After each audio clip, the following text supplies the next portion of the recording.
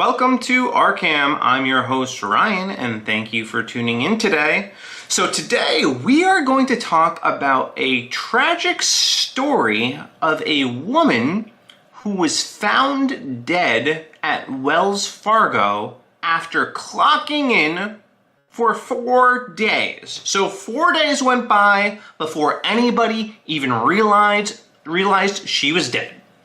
We will also be discussing another man who was found dead behind a refrigerator for after 10 years. 10 years later, they found his body. So we'll talk about that. We will also talk about a popular streamer named Boogie who faked cancer, got caught, and is now monetizing his humiliation. All that today and more. All right, if you like this content, please like, share, subscribe, and do all of those things. That helps me grow, and I would appreciate it. It'd be awesome. So go ahead, go into the Rumble search engine, type Arkham, click follow, subscribe, do all that. Again, it really helps me out. We go live every Tuesday through Friday at 8 o'clock p.m. Eastern Standard Time. All right. Yeah, this first story is one of those stories that I just felt compelled to cover. I like these interesting, weird stories. It's a nice break from the politics. I got to tell you, so I don't mind covering them. But this one, honestly, was pretty gut-wrenching. The more that I think about it, the more unsettled I am with what actually went down. This woman was found dead at a Wells Fargo, and that in itself is horrific, but her being dead for 4 days before being discovered,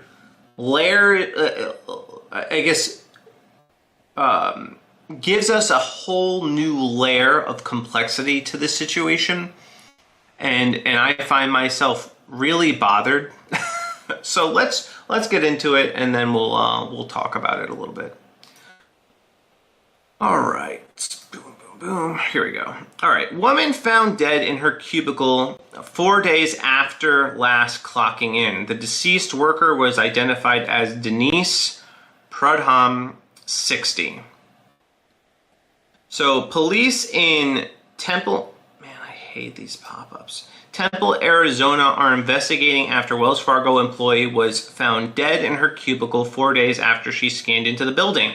The Tempe Police Department responded to the office on August 20th after being notified by security. Police identified the worker as Denise Prudhomme. In this screen grab, the Google Street Maps, this is the Wells Fargo location. Her cause of death has not yet been determined. The preliminary investigation did not show any obvious signs of foul play. Prudhomme scanned into the building the morning of Friday, August 16th, and police said her body was found on August 20th in her third floor cubicle, and she was pronounced dead at 4:55 p.m. How is it that this woman died while at work, while on the clock, and nobody noticed for 4 days? 4. Not only did no employees notice, but I don't know, like if my wife or my significant other were gone for 4 days, I might be asking some questions. I might, call the work and say, hey, have you seen my wife? It's been 4 days. Although I wouldn't have waited that long, obviously. If my wife isn't home within 2 hours of when she works in the restaurant industry, so it's a little off. But if she's not home by a certain time, I'm calling to check on her. So where was this woman's family? And we'll get to the co-workers, but where was this woman's family? Did she have any family? These are questions that I have about this situation. Because I don't know how 4 days goes by and nobody's heard from you and you don't think to call, you don't think to check in, see how she's doing? Very weird.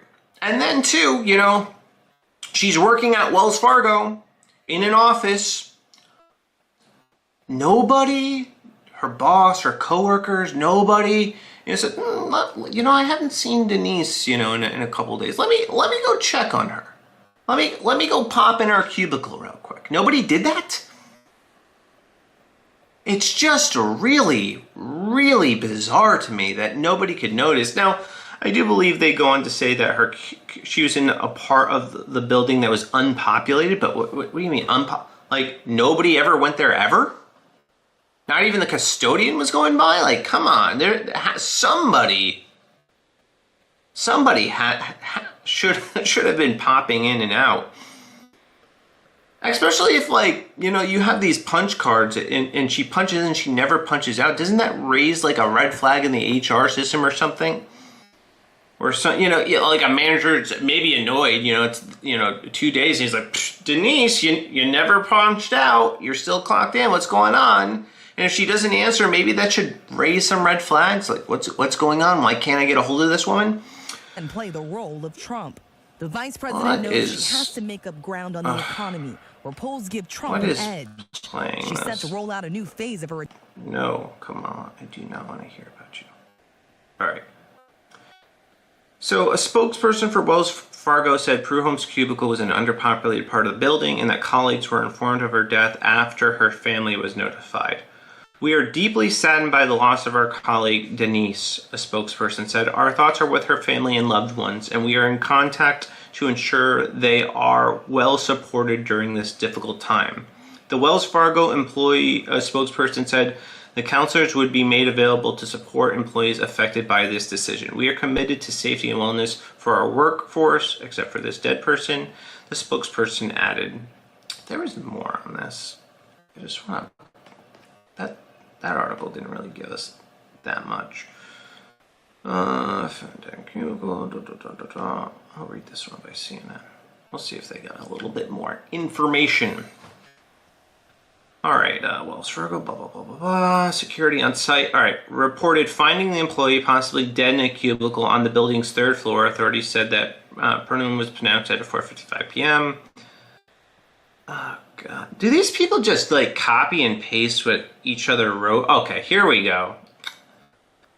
All right, Wells Fargo employees shared their concerns anonymously with CNN, with some saying while most of the office employees work remotely, Prudhomme should have been discovered sooner. Yeah.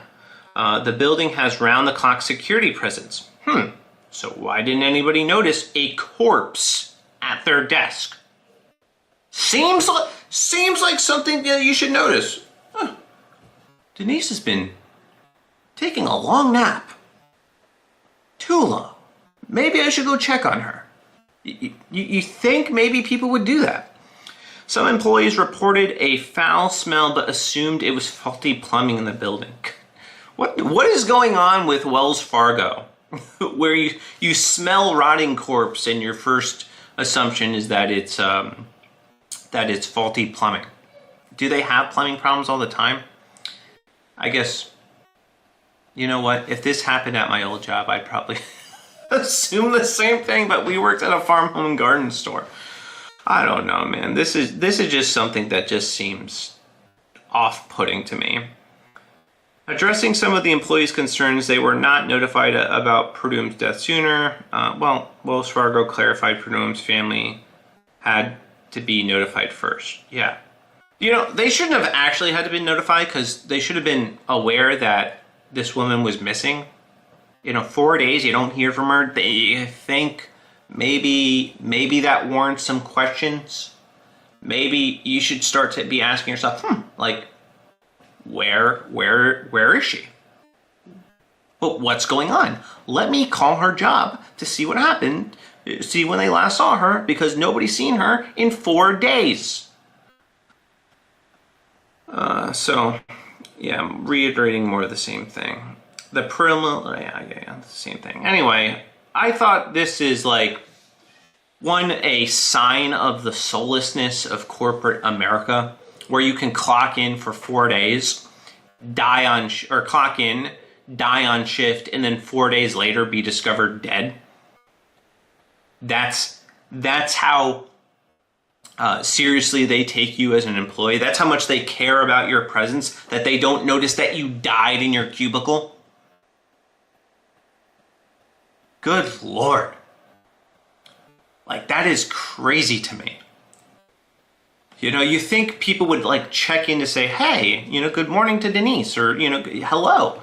Somebody would stop in to just, you know, pop in and check in. I know every day I go to work, somebody, there's rarely a time where I'm in the office where nobody doesn't know that I'm there. And I work in an office space, in a cubicle.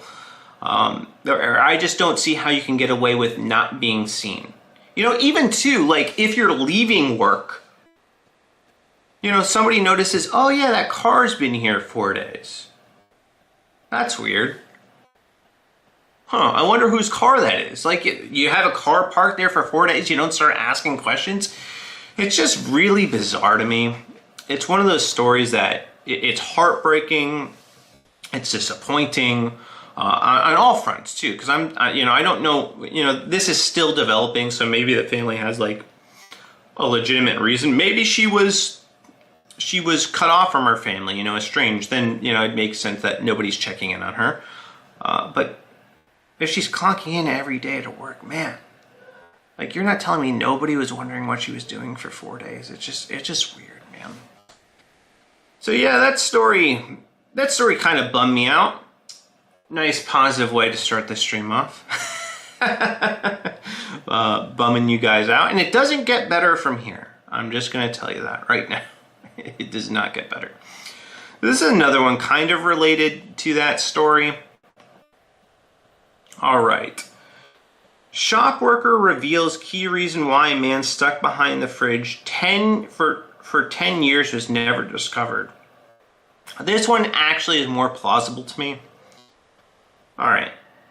So, you know, for those of you that haven't followed this story, there's this case of this guy named Larry Murillo, and he was found dead behind a refrigerator at a supermarket.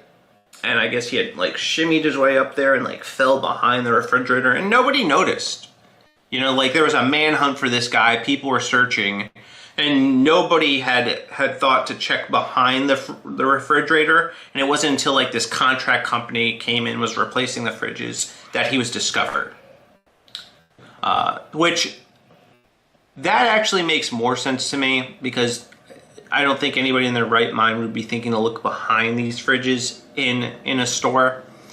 So it does seem to me that it'd be more logical to assume that like he ran away or something more nefarious happened to him, not that he had a tragic accident and fell behind there. All right. So the circumstances surrounding the death of Larry Moncada have baffled both his loved ones and investigators ever since his body was found in 2019, although the discovery of the 25-year-old corpse offered his family some closure after they went 10 years without answers. The location of it only deepened the mystery surrounding his death. But a series of shop workers have shared their take on the baffling case, explaining their thoughts about the reason why it took so long for the fate of former No Frills employee to be discovered. According to his relatives, Larry was reported missing in November 2009 after he fled from his parents' house. Okay, so more reason to just assume he ran away during a blizzard while he was suffering from hallucinations. It was the last any of them would see of him, as for the next 10 years, the trail went cold and his disappearance went unsolved. So, yeah, very reasonable to assume that he ran away until renovations began at the supermarket where he used to work. In 2019, a team of workers were inside No Frills store where Larry was employed to remove shelves and freezers. The shop had been shut down for around three years at this point, and it was finally being cleared out, although no one had any idea what they would find among the discarded items. So this is a video kind of giving us an idea of what exactly happened to this guy, so I'm going to play this real quick. A man fell behind a large refrigerator unit at the supermarket where he worked in 2009. Now, he was seriously trapped. But his cries for help were drowned out by the noise of the coolers. Days passed, and weeks turned into months with no leads on his whereabouts. It was 10 years later that contractors began working on the now abandoned supermarket. As they moved the refrigerator unit, they found the man's remains wedged behind it. A man... God, that's just such a messed up way to go. Like that is a nightmare scenario, all right? Because two, help is so close, yet so out of reach. Man, I can't even, like, imagine being a person in that grocery store, hearing, hearing what you think is screaming. You're just like, oh, where's that? That's weird. Let me get my ice cream. And you're pulling from the fridge. This guy is trapped behind. I mean, that's nuts. And then the sound of the machines drowning out your voice so that nobody can hear you. And that's a horrible way to, like, this would be like one of my top 10 worst ways to die. Would be this, just me getting stuck in a confined space. I don't know how many of you guys have seen that image of the, oh, I don't know if I had brought that up on screen. Hopefully I did. If not, my bad. But that image of the one guy who fell into that crevice, and it was like perfect, and he couldn't get out. A claustrophobic nightmare for me, dying that way. Like that would be a nightmare for me. I would not want to go out that way. And this guy, man, this poor soul, man, just trapped and died behind a refrigerator. Just the worst. Just awful. And just people walking by.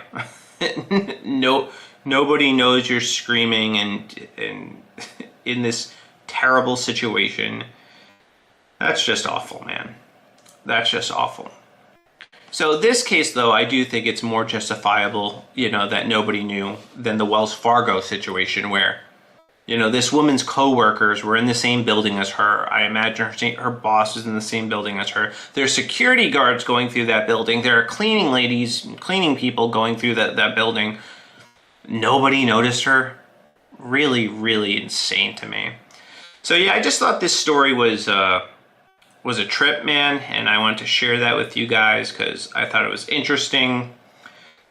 Moving on, we are going to talk about a story that is equally frustrating, but in a different kind of way. All right, so a little backstory, all right? So there's this guy named Boogie, and he's a YouTube live streamer. And he was in I believe a chat with Destiny and Keemstar, and they start asking him questions about his cancer diagnosis. And he ultimately ends up on stream admitting that he faked cancer, all right? That he faked cancer, and he's having a breakdown. Keemstar, I guess, stops working with him for a little bit. Then he comes back, and he has Liar. I mean, he was doing other streams too in between, but he has Liar. It looked like it's tattooed on his face. So, like his scarlet letter on his face, except it wasn't a real tattoo. It washed off, and he's doing something that I actually think is just as bad as faking cancer. And he's monetizing content, his apology content for faking cancer. Which shows me that he's not really sorry. He's just sorry that he got caught. He's just sorry that somebody had the wherewithal to see through his bullcrap. So now he's continuing to do these public humiliation rituals, like the village idiot, the jester. He's going on camera, allowing people to publicly humiliate him, which this is good. I'm fine with this, but it's not real punishment to me. So we'll play the video and then I'll comment on it. No, hit him hard. Hit him hard. Throw it harder, man. Come on. Children break these things. You can break it. Peg him. Yeah. I hate this. I hate this. Not the face, please. Nah, no thanks. Where do you want me to hit you? Where else? We're in the bottom of the ninth, and here comes the first. Oh, right in the face! That was in the fucking face! The one fucking place, you bitch-made little pussy! How the fuck did you hit me in the fucking face? Mero with $100. Hell yeah, good throw. Hit him hard. Let the wheelchair guy hit him. He's considering it, I think. So sorry, sir. Fuck cancer. Hell yeah. You deserve this. You want to hit me? Yeah, fuck cancer. You lied about cancer. Sure. Sure. Throw it. That's okay. Here. Yeah. Grab him. This is disabled on disabled crime. Look, you're getting flashed by Stephen Hawking is not what I have on my day-to-day. Anyway, yeah, this goes on for another couple of minutes. I'm not watching this whole thing. It's just, this guy is, so he's doing this, going through his humiliation ritual for faking cancer, but he's posting it on his social media sites.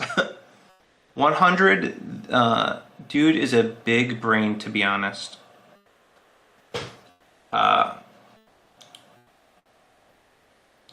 don't know, man. I'm just, this frustrates me because this guy, what would be real punishment for this guy, all right? I'm telling you, this would be the humiliation ritual, all right? This is, if he is truly repentant for what he's done, if he's sorry that he faked cancer, he faked it on for like 2 years. He led people to believe that he was dying of cancer. He was charging to be punished. Oh, charging to be punished. I missed that. Dude. Yeah, so he monetized faking being a cancer, monetized that, so he's getting money and also getting donations for it. Now he's monetizing his humiliation, and he pretends like he doesn't like it. He loves it. This guy loves it. He loves being humiliated because he loves the money that's coming from it. He loves the attention. So how you punish this guy, all right, is that he has to be publicly humiliated, but nobody's allowed to record it. Nobody knows about it. It has to be done discreetly and silently. He has to be shamed. Nobody can, or people can post it, but he doesn't benefit monetarily from any of it. Because that's where it would hurt him. That's where he would feel it. But he's not feeling it doing this. He's going to be doing this for a hot minute because he's found a way to game the system, get views, get likes, get followers by letting them, throw water balloons at him. Which, by the way, I mean, come on, we used to do that as kids as fun. All right, that's not a punishment. That's fun. You know what another punishment would be? Making this guy walk a mile. Jesus Christ, he needs it too. This guy needs to walk. Make him exercise. Dang, that would be punishment. Make him do a walk for cancer, but he can't record it. Because this is, he'd lose weight, and he'd actually, donate money to, a good cause. Or, I don't know if maybe he's donating this money to cancer. I have no idea. I'm not aware that he is. But maybe all the money that he gets goes toward cancer. Then maybe it's a little bit justifiable. Like, I could get behind that. Like, okay, you're taking your lumps, but this is being used for actual cancer victims. I think that's good. That's actually a way to kind of turn this really bad thing that you did for, for good, to benefit people other than yourself. But I do think he is using this to benefit largely himself. And it disgusts me. It disgusts me. I find it abhorrent. So, yeah, that's Boogie. Don't follow this guy. Just ignore him. And let him stew in his own lies.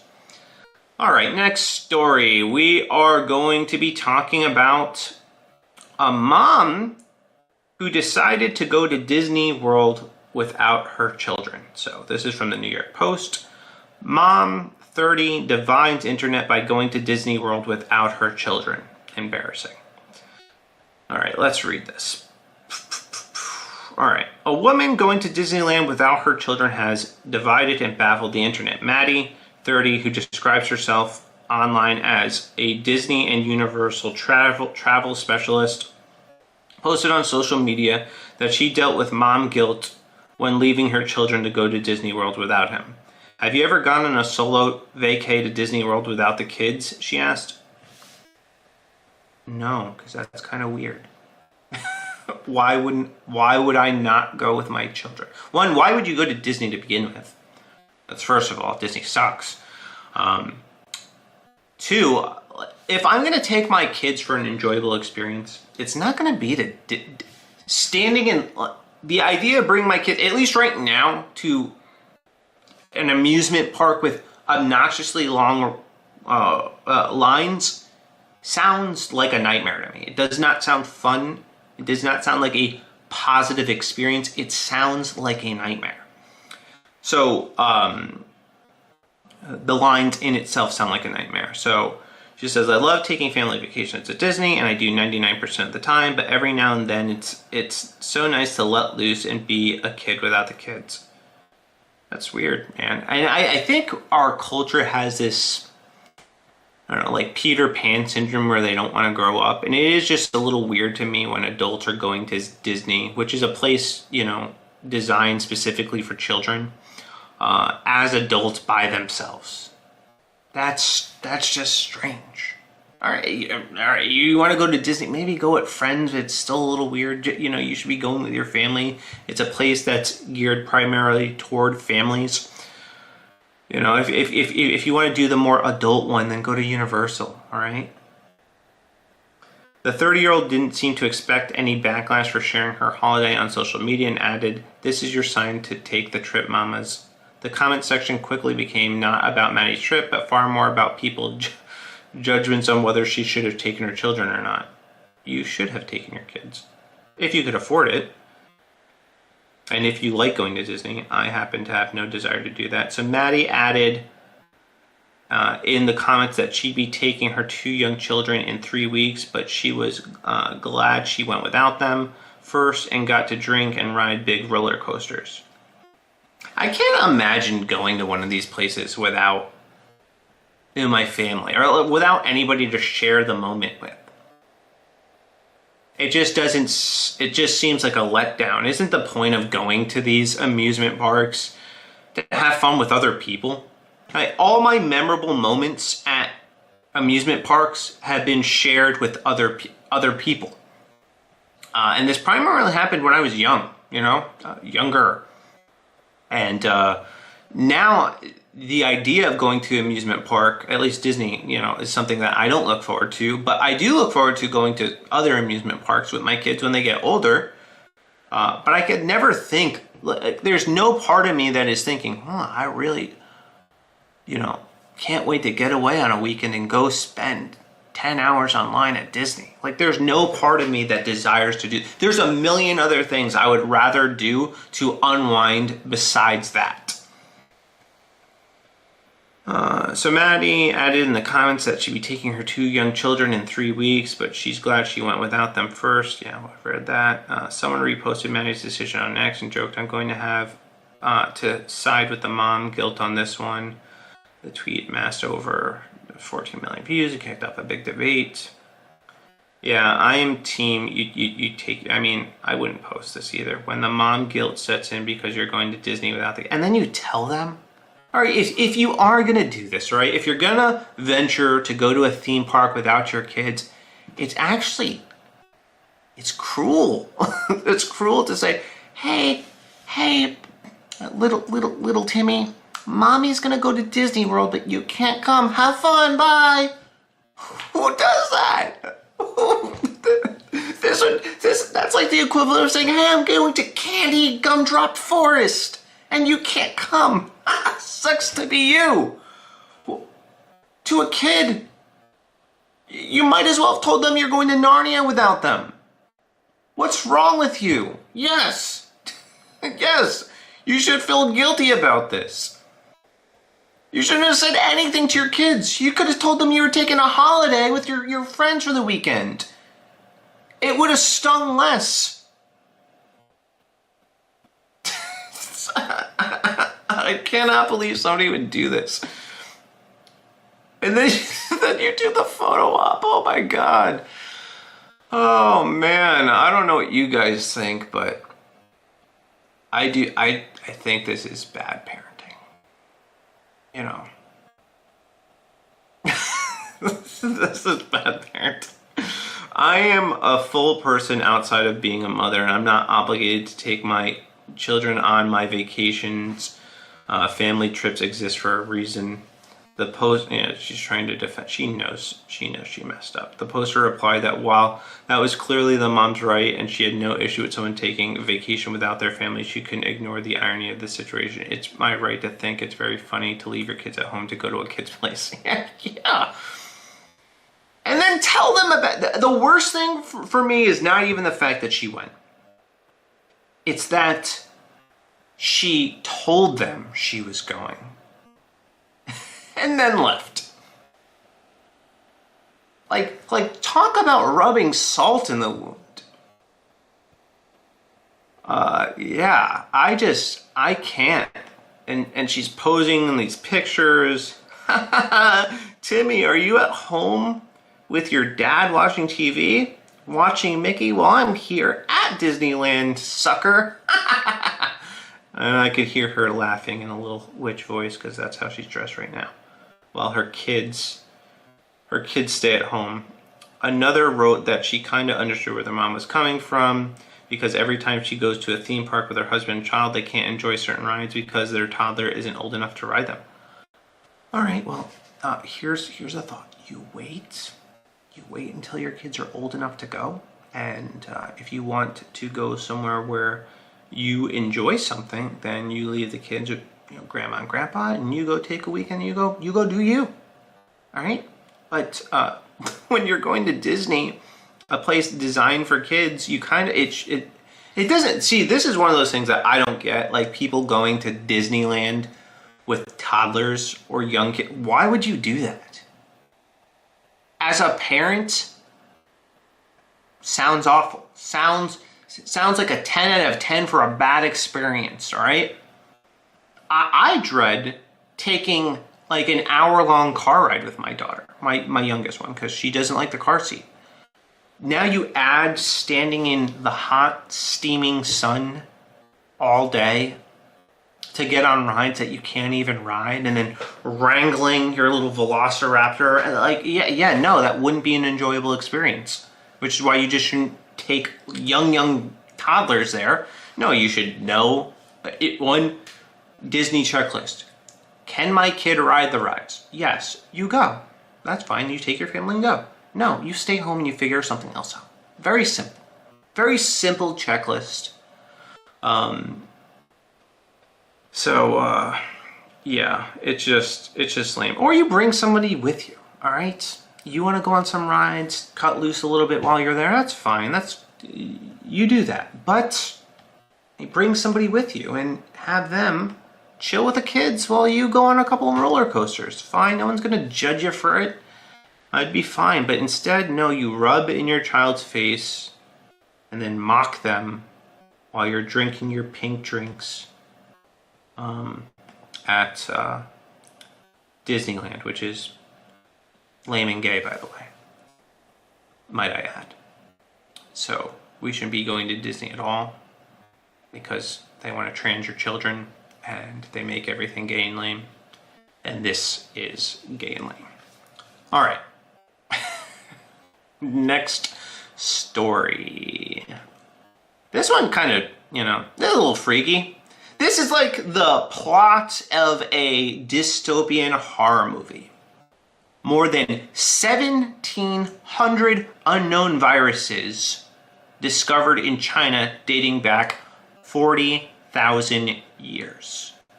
I think I put 400 years. 40,000 years. That's, why? Did we let these loose? What are these viruses? And China has them? China, of all places, knows about these viruses? They're the ones that made this discovery? This is horrifying. The same people that let the COVID escape from Wuhan now have these 1,700 newly discovered viruses. So scientists have discovered more than 1,700 previously unknown ancient viruses sitting dormant in a glacier. Good Lord. And now they're thawing and slowly starting to infect people. So just be on the lookout, all right? For possible mutations and this virus taking off. It has raised concerns about that's not my concern. My concern is not global warming. My concern is China. That's my concern right now. Should the ice melt, the pathogens could be released into the world. Researchers found them in a 1,000-foot ice core from Gillier Glacier into the Tibetan Plateau. The viruses date back over 40,000 years and have survived 3 major shifts from cold to warm climates. Deadly pathogens have emerged from melting permafrost in other places, stoking fears of potential outbreak. Maybe this is God's doing. Like when things start to get really, really bad, and God starts to see humanity going down a dark path. He's like, all right, let me warm the temperature up and release, virus, 1654. That should do the trip, and we'll save the zombies for the last and final one. And maybe that's what's happening. I don't know.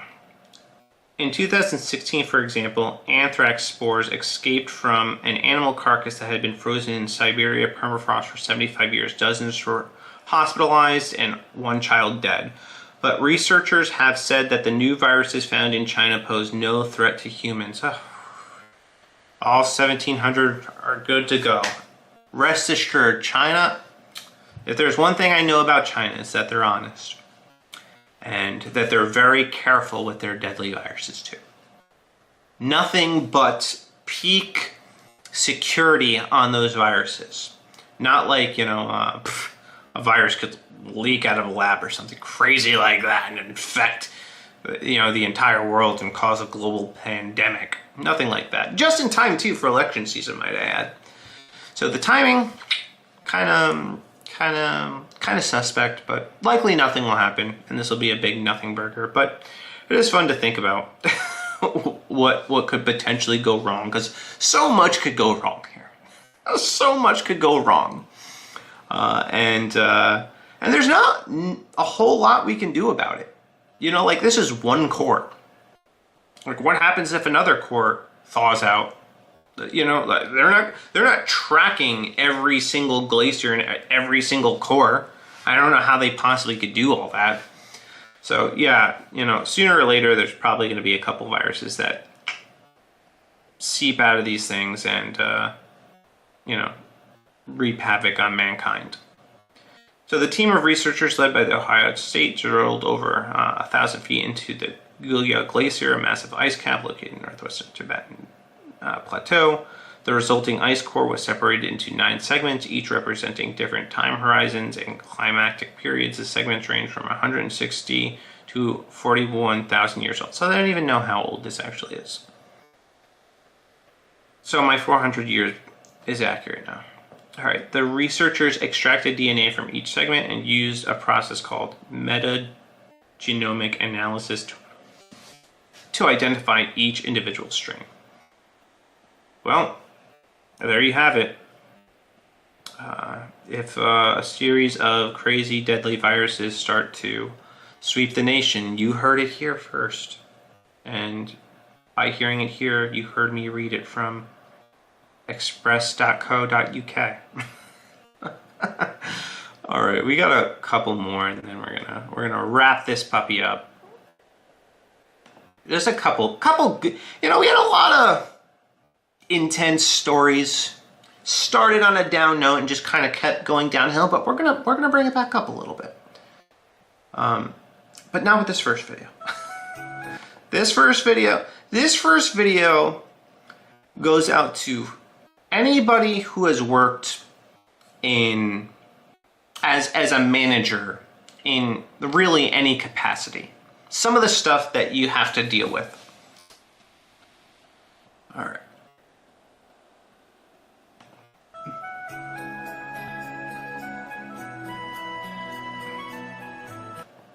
This is not going to go in the direction that you think it is, by the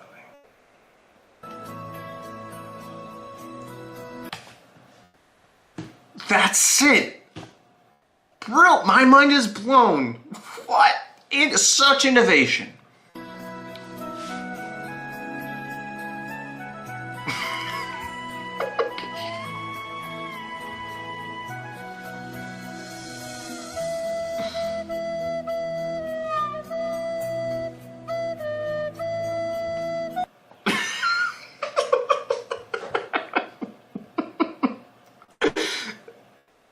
You know, if you've managed people, there's always that one employee that you're just like, oh God, this guy is so stupid. I just can't right now. I'm just gonna ignore it. Let fate play out however it may, and go on with my day. There's some things that happen that are just so stupid that you as a manager just have to look the other way and pretend like you didn't see the stupidity that you just did. So yeah, I thought that was amusing. All right, next clip. This is the last one. Speaking of China.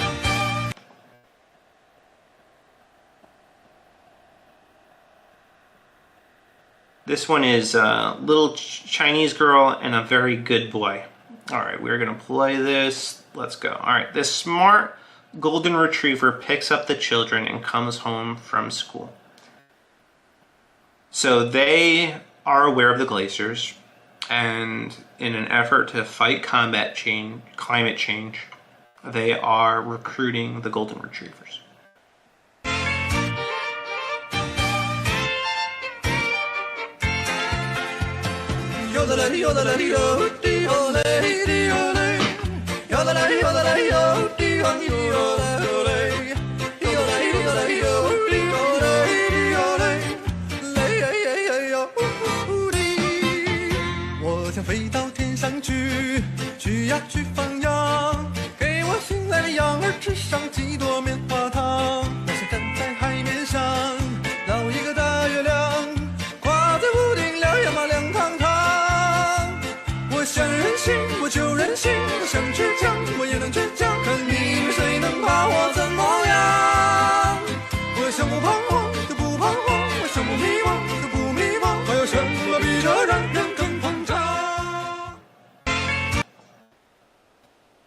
What a very good boy. That clip is great. Except that the one problem, and this might just be my American mind, but what is this girl, like 6?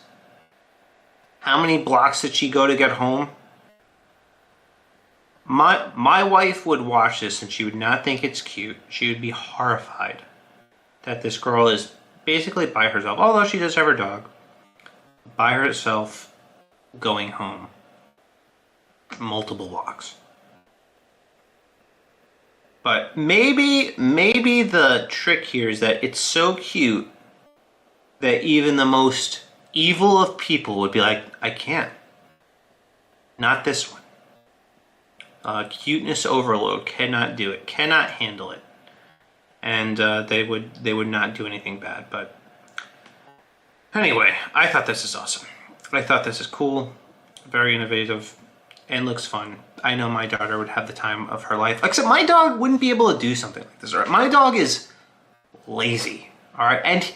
And he's always been lazy. He's been lazy since I got him, all right? I was super excited.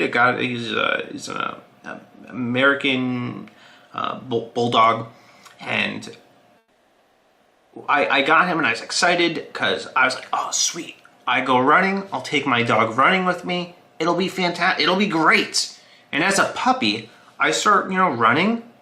Dude, homie only makes it like a quarter of a mile and then just lays down. And I tried a couple times as he got a little bit older, maybe he's just a puppy, he can't handle it. No, he just doesn't, he refused to run. He refused to move. And he's the same today. He just always lays down, and that's it.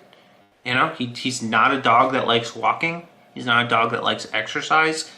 This would be his nightmare. This is my dog. To my dog, this is what Disney would be like to me. He would not enjoy this. But I wish I could do this with him, because I think my daughter would love it. She would love it. So that's cool.